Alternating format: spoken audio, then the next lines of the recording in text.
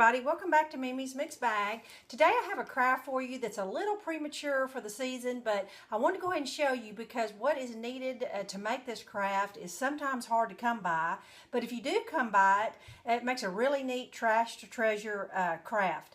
And what it is, it's a big snowflake that's seriously about a good 15, it's a pretty good size 15 by 15 snowflake that you can hang outside, in your trees, or I personally hang them from the ceiling of my classroom years ago. When the kids would leave for Christmas break, they would come back and I would have these hanging from the ceiling in my classroom, and they just loved them. And so I wanted to share with you, I've been saving these for a long time. I mean, I know a lot of drinks do not come in these anymore, but every once in a while, there are some bottlers that still use these. And if you have access to a custodian or somebody in your office building or something that has access to these and they'll save them for you, it takes 32 to make a snowflake, and so it doesn't take that long if somebody's constantly filling up a Coke machine or something. And so I wanted to go ahead and show you this so that if you do happen to come across these 6-pack rings,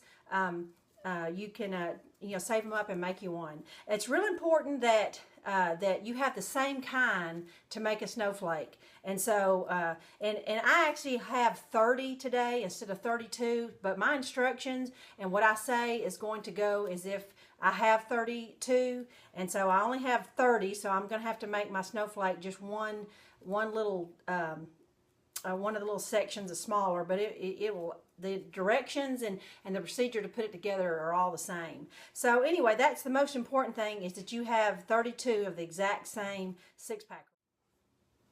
Okay, once you get your 32 6-packs together, you're going to separate them into a pile of 16 and a pile of 16. What that is that will be for your front side of your snowflake and the back side of your snowflake. And so what I'm going to do is, with this 16, I'm working on one side of the snowflake. I'm going to take the ring and I'm going to staple it once on one end and once on the other. And what this is going to do is kind of create a little canoe or a little boat is what I call it. So I'm going to do this with all 16.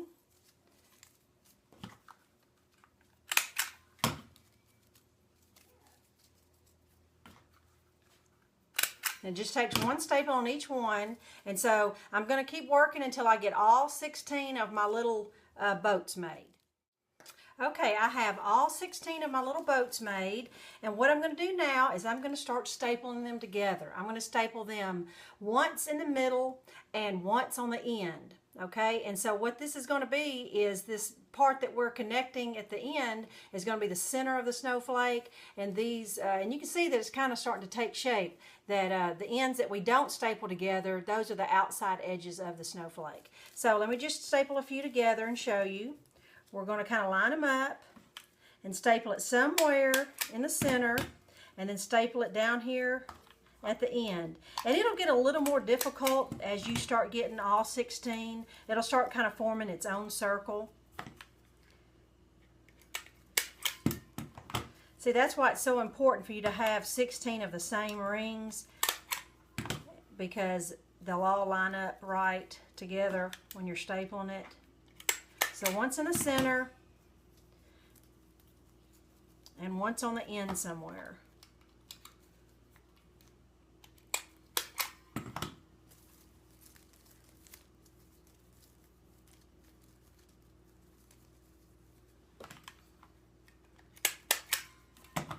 Once in the center and once on the end. Okay, so I'm just going to keep doing this until I get all 16 connected boats stapled together in the center and at the end. And you can see that it clearly looks like half of a snowflake, but there's one step left to do, and I just staple them together and formed a circle. You can use a piece of thin wire like a bread tie or a ribbon, or a white ribbon or fishing line, and just kind of fish all the way around the inner circle. Just kind of hold on to the end of your string, as long as, even if you skip one, I don't think, you pulling it so tight, it won't, just somewhere around the center, kind of lace it through.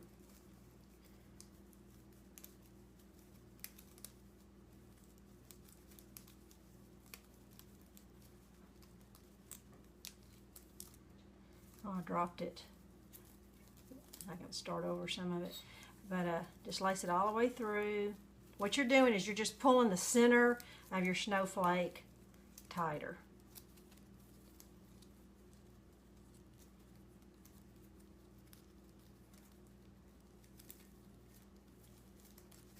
I think I may even skipped a 6-pack ring or two.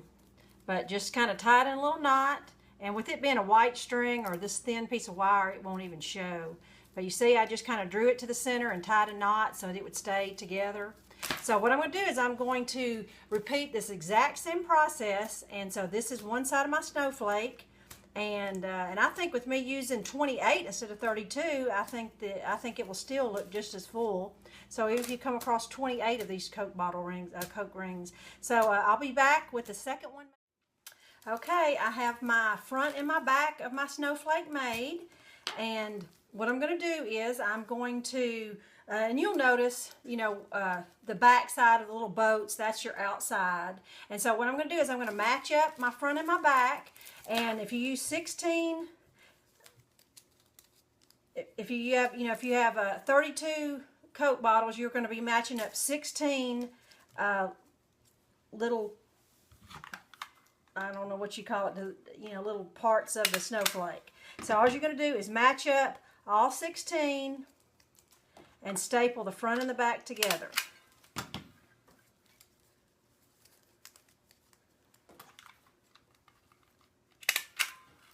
And I'm just stapling it just on the end, just on the very end, the front and the back together. Like I said before, I'm actually using 28, so I have 14.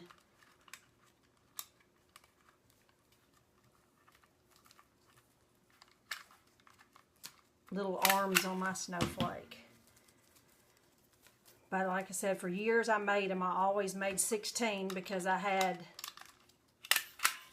these 6-pack rings readily available to me. And I've seen these in like children's church hallway, church hallways for the children. I've seen them on Christmas floats, because it makes a pretty good sized decoration.